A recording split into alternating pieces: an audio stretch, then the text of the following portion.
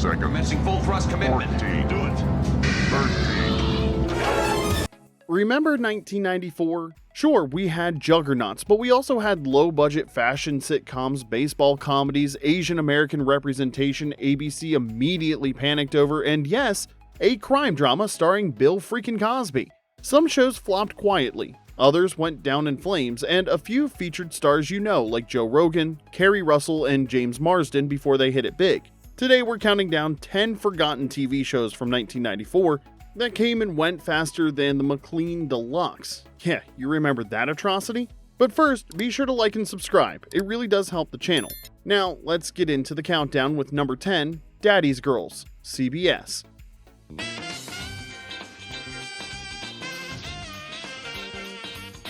Daddy's Girls might win the award for biggest waste of talent in 1994. You had Golden Globe and Tony winner Dudley Moore, freaking Arthur himself, leading a sitcom about a single dad running a New York fashion label while raising 3 very different daughters. Sounds quirky but charming, right? Add in future Golden Globe winner Keri Russell before she made us fall in love with her curls on Felicity. Dear Sally, you should probably be sitting down for this.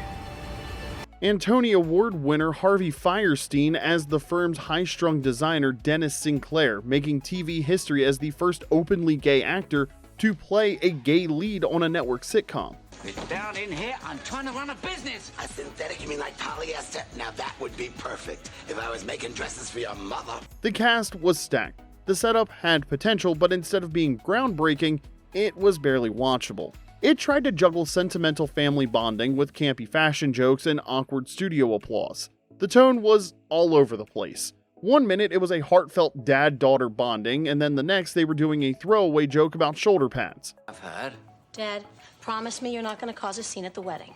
Of course I'm not going to cause a scene at the wedding. Good. I'm going to cause a scene at the reception. Moore's character, Dudley Walker, was a frazzled designer left to run the business after his wife Annette and his partner vanished together. His daughters brought both love and chaos. Amy, the practical oldest, married to the world's dullest ophthalmologist, played by Alan Ruck, best known as Cameron from Ferris Bueller's Day Off. Samantha, the ambitious middle child who wanted to be made a partner in the firm. And Phoebe, played by Russell, a 16-year-old free spirit with a long-haired boyfriend named Scar whose personality screamed 1994 Mallrat. And through it all, Fierstein's Dennis Sinclair stole every scene with fabulous flair, signature sarcasm, and that unforgettable gravelly voice that made him a Broadway legend.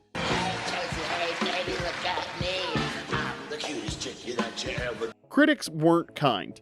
Entertainment Weekly said Moore seemed wan and confused, while New York Magazine called the show despised and reviled. And in hindsight, Moore himself attributed his uneven performance to the early onset of a neurological condition that would eventually contribute to his passing in 2002. Only 3 episodes of Daddy's Girls ever aired in the US, though 13 were filmed. CBS quietly pulled the plug and never looked back, leaving behind nothing but an early career credit for Keri Russell, who wisely never mentioned it again. Number 9, 704 Hauser, CBS.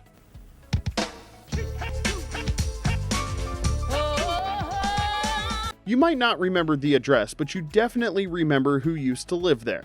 For over a decade, 704 Hauser Street was home to Archie Bunker and his long-suffering wife Edith.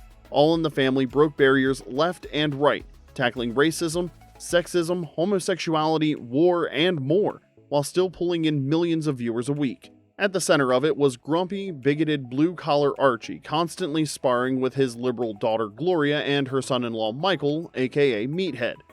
Remember, a daughter can always leave her father and go next door to her own home with her husband. Come on, Gloria. Why should she go over there with you? I can get better care of her here. What are you saying? I can't take care of her? I got the gas and electric here. I know you got the gas.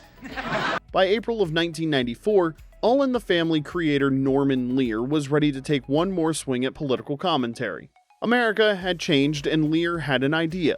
What if we flipped the script? 704 Hauser was set in the exact same house as the Bunkers, but this time it belonged to a black family with liberal parents and their conservative Republican son. Lenny Godfrey, a theater legend with Broadway and off-Broadway credits to her name, played Ernie's wife Rose, a warm but firm matriarch who tried to keep the peace between the two men. And adding one more twist to the generational tension was Goody's Jewish girlfriend, played by a pre-ER Maura Tierney. Boy, look at him. Cool as rain. Drives his daddy up the wall and the Oreo never even breaks a sweat.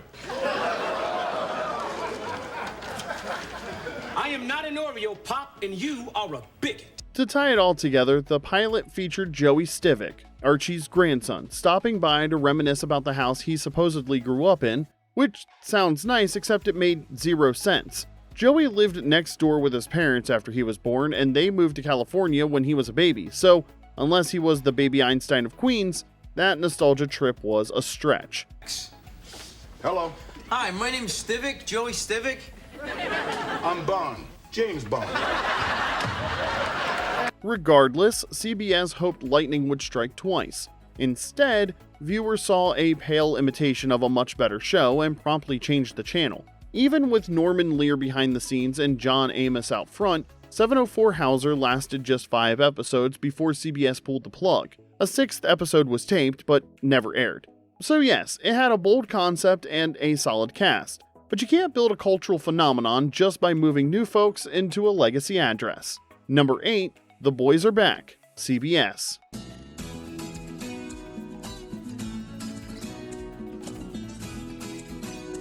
And number 8 on our countdown is The Boys Are Back, a family sitcom from the fall of 1994 that aired for almost a full season but left virtually no cultural footprint whatsoever.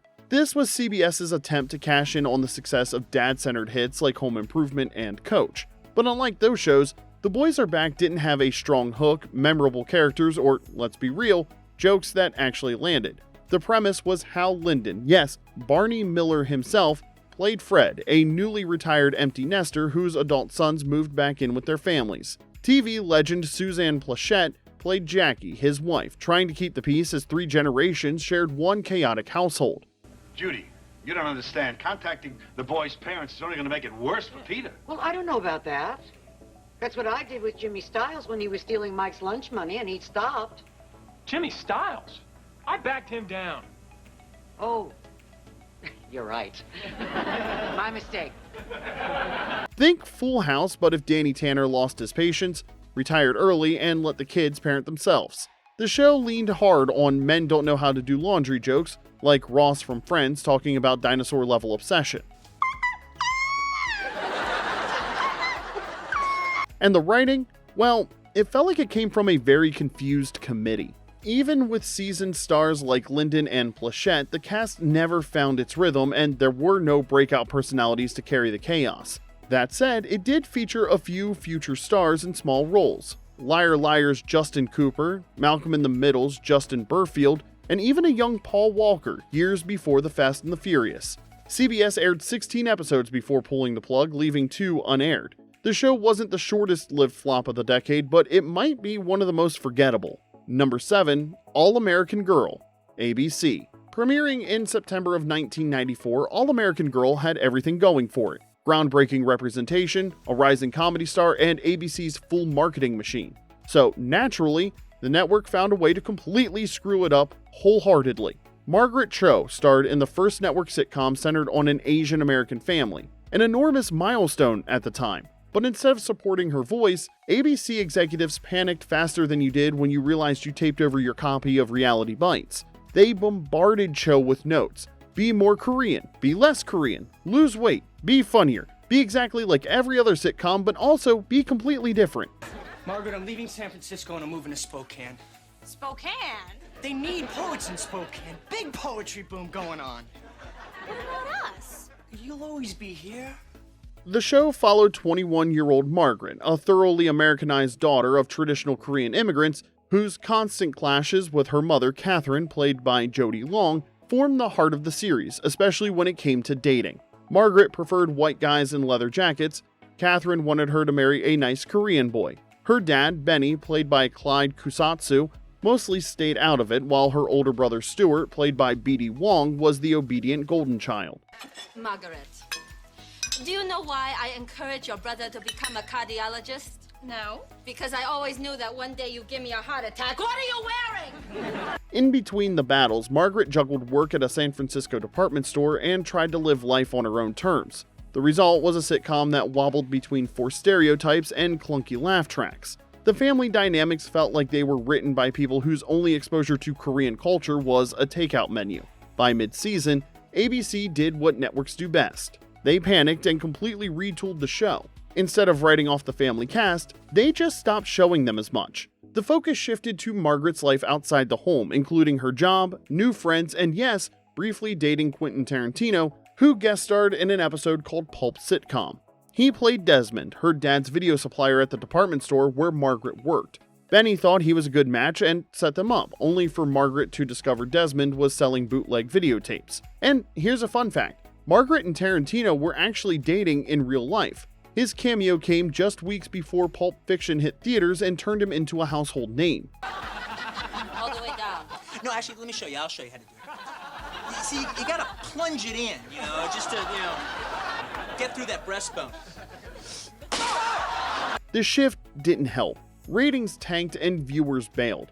People essentially forgot it existed. Even Cho later called the whole thing a crisis of identity. ABC canceled the show after 19 episodes. For all its problems, though, All American Girl still broke ground.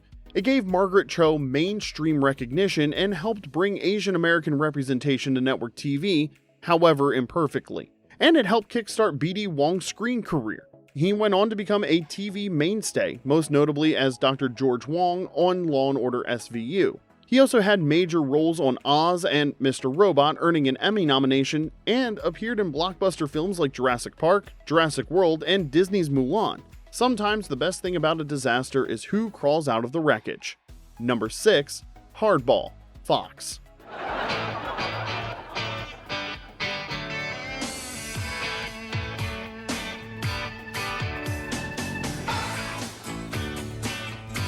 Picture this. September 1994. MLB players are on strike and Fox decides it's the perfect time to launch a sitcom about fictional baseball players. Genius timing, right? Hardball debuted on September 4th as a behind-the-dugout sitcom about the Pioneers, an inept American League team that spent more time feuding in the locker room than winning games. Created by Kevin Curran and Jeff Martin, the show had all the right players, seasoned actors, a sports backdrop, and plenty of behind-the-scenes dysfunction to mine. Bruce Greenwood played Dave, the wisecracking veteran pitcher trying to keep his dysfunctional team in line. Mike Starr was Mike, the catcher turned punchline who'd put on so much weight he could barely squat behind the plate. And a young Joe Rogan before the podcasting empire played Frank, the overpaid hothead with a big mouth and no filter. Sound familiar? Frank, despite the fact you make $6 million a year, you're on strike for more money. You ever think, gee, maybe I should just forget about the money and go out and play for the sheer love of the game? What are you, stupid? Okay, there you have it. The supporting bench included Phil Lewis as Arnold, the stylish second baseman and a sitcom survivor who'd already lived through the cancellation of Teach in 1991. We covered that earlier flop in another video. Check the description for the full Lewis double feature of doom. Then there was Lloyd, the wide-eyed rookie with a fastball and no control, and Law & Order's Dan Florek brought his usual deadpan intensity to Happy, the team's uptight new manager. Good morning, men. I'm your new manager, Happy Talbot. Hi, Happy. Basically, Captain Kragen in a windbreaker. Off the field, the chaos didn't stop. You had a scheming general manager, a frazzled PR rep played by Alexandra Wentworth constantly trying to clean up Frank's messes, and Mitzi, the foul-mouthed widow owner who hated finishing last, played by Dick Van Dyke Show legend Rose Marie. Even the team mascot, a guy in a Pioneer outfit with a giant baseball for a head, looked like he wanted to quit. When Major League had charm and timing, Hardball offered cliches, bad jokes, and limp execution. Critics trashed it as a low-budget knockoff, and looking back at it from the present, IMDb users have delivered a brutal 4 out of 10, with Rotten Tomatoes not having enough reviews for a score. Ouch. And the timing has made things worse. With fans furious over the real MLB strike, nobody wanted fake baseball with a laugh track. Storylines like hot streaks, mascot mishaps, and players chasing girlfriends felt like lazy rewrites of better sports movies. Sure, there were flashes of realism, some decent locker room banter, a glimpse of front office chaos, but it wasn't enough to save the show. Only 7 of the show's 9 episodes made it to air before Fox pulled the plug on October 23, 1994. I can't believe I spent all this time watching two old people.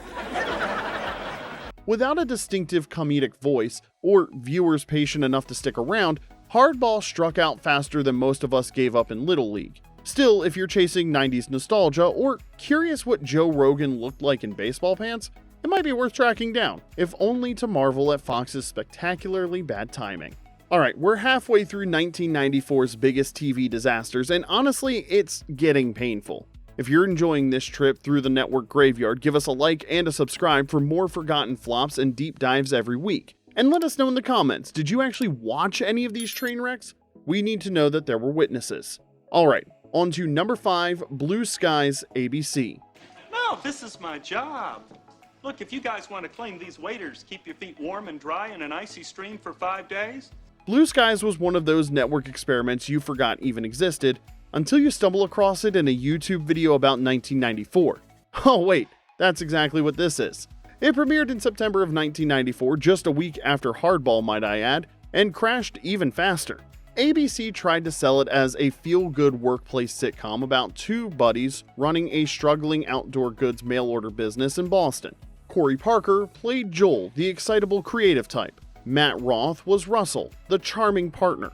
Their startup, Blue Skies Trading Company, was a blatant knockoff of LL Bean, just with fewer flannels and way more flop sweat. I'm no expert, but to the untrained eye, we don't seem to have any profits. Well, sure. Well, that's exactly how it would look to the untrained eye, sure. That's when Ellie, their new partner with a Harvard MBA, swept in to save the day. Julia Campbell played her with that classic 90s sitcom energy. Wide-eyed curiosity and determination. What I want most of all is to be a real part of something, to get in on the ground floor of a small startup company and help take it all the way to the top. I don't know if you realize it, but you're sitting on a rocket. And you're saying you'd like to sit on it too? And then there was Kenny, the sleazy ex-accountant on work release who had literally stolen from them before. It's a rat. It's not even a good animal like a mink or an alligator, you know, something you can wear. Kenny was played by none other than Richard Kind, who, let's be honest, has probably appeared in at least one show you've watched this week. Whether it's Spin City, Curb Your Enthusiasm, Big Mouth, or voicing Bing Bong in Inside Out, Kind is basically the human version of comfort TV. Always funny, always familiar, and somehow everywhere. With that cast, this thing should have worked, but the writing felt like it was cribbed from rejected Wings scripts. The jokes were dry, and even the laugh tracks seemed confused half the time. Critics called it inoffensive to the point of being invisible, which is TV speak for we watched it and still don't remember it. ABC burned through 7 episodes in 6 weeks and quietly moved on. And just to make things weirder, 3 months later, the same creators recycled parts of Blue Skies with the same time slot and some of the same cast and launched a new show called A Whole New Ball Game. That one flopped too. So if you actually remember watching Blue Skies, congratulations. I think you might be the only one. Number 4, Madman of the People, NBC. Picture this. NBC execs sitting around a table in September of 1994 thinking, you know what our must-see TV lineup needs? A cranky old man fighting progress.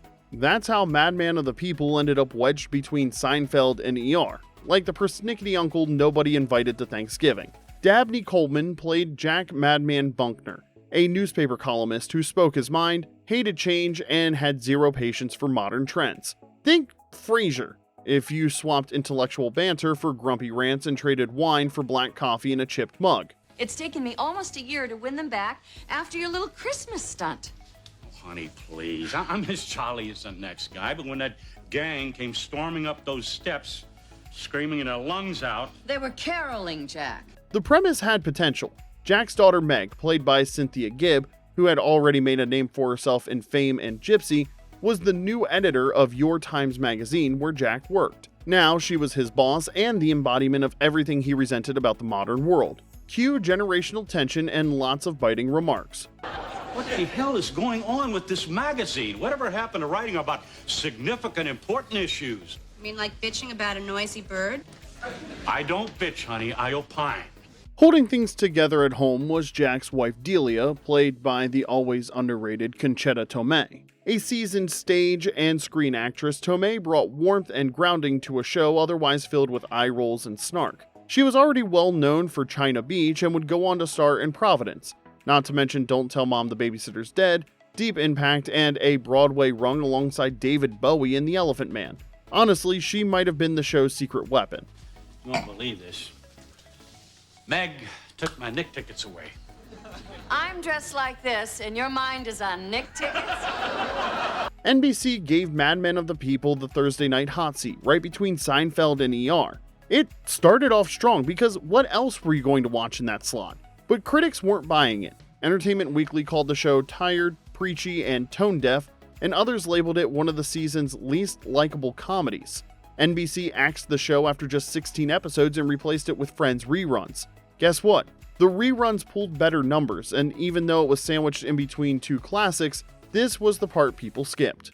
Number 3, Thunder in Paradise, Syndicated.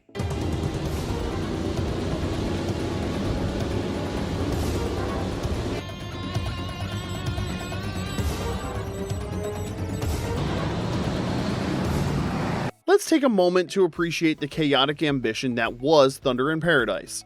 The show premiered in March of 1994 and asked the question, what if Baywatch had machine guns?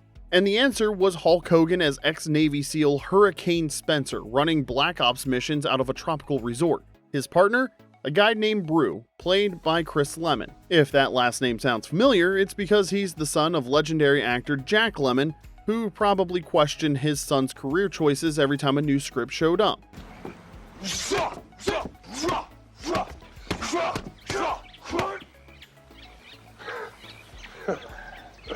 But that's not even the wild part. Their secret weapon was Thunder, a souped-up stealth boat loaded with torpedoes, cloaking devices, and thruster jets. The boat even had a voice provided by Russ Wheeler, though sadly, Thunder never developed the wisecracking charm of Kit from Knight Rider. Take over on remote. I'm going in. You got it, brother.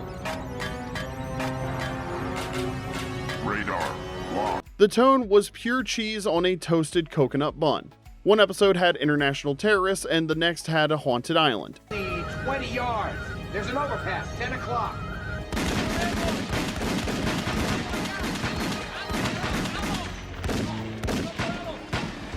Every mission wrapped up in 45 minutes with plenty of time for beach bar hangouts and arm wrestling.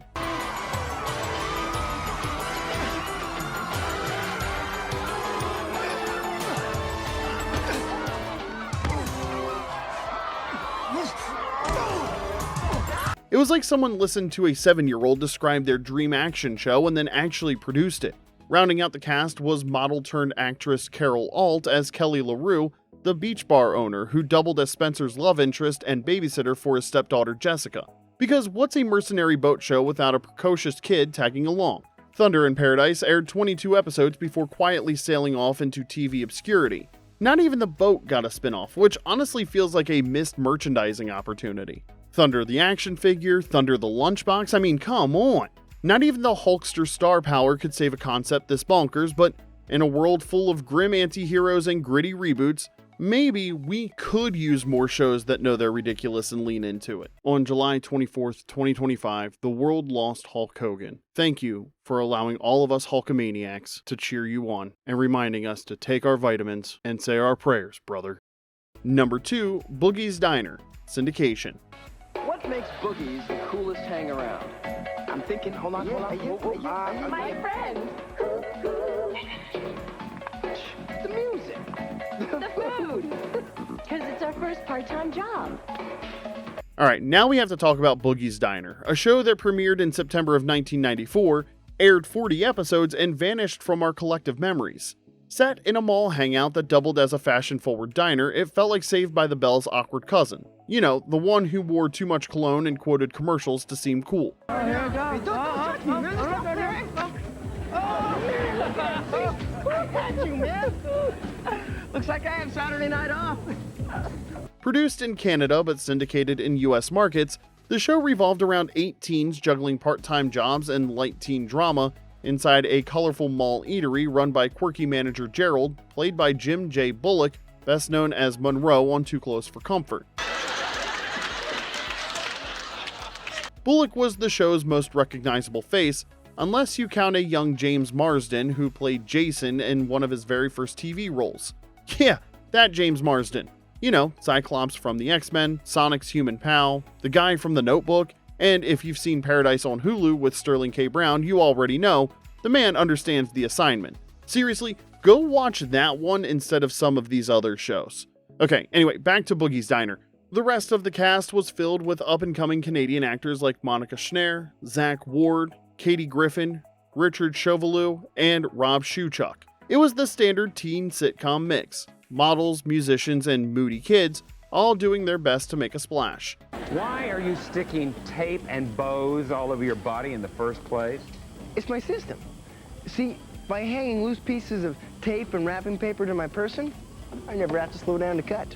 The show couldn't decide if it wanted to be a workplace comedy or an after-school special, so episodes bounced between food fights and very special moments about peer pressure. It was like blending a milkshake with a PSA. It was messy, and no one really asked for it. Despite producing a full season, Boogie's Diner never caught on. It had an obvious shoestring budget, aired at odd hours, and quietly faded into TV history without a goodbye. If you somehow remember this one without Googling it first, I'm impressed. And maybe a little concerned. Number 1, The Cosby Mysteries, NBC.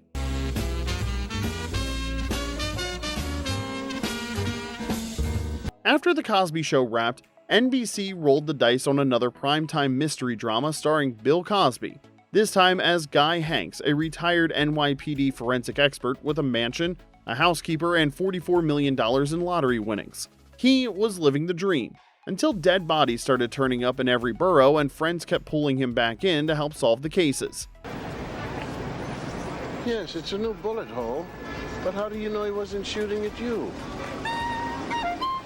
Cosby was paired with James Naughton as Detective Sully, a straight-laced cop who brought actual police work to Hank's drawing room deduction style. Reviews were mixed, but many agreed the duo had solid chemistry, even if the tone of the show swerved between murder mystery and light comedy depending on the week.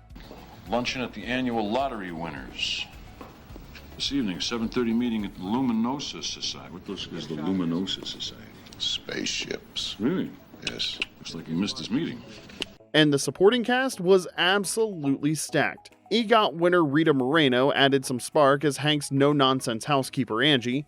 Lynn Whitfield, acclaimed for portraying Josephine Baker in the HBO biopic, brought grace and charisma as his love interest Barbara.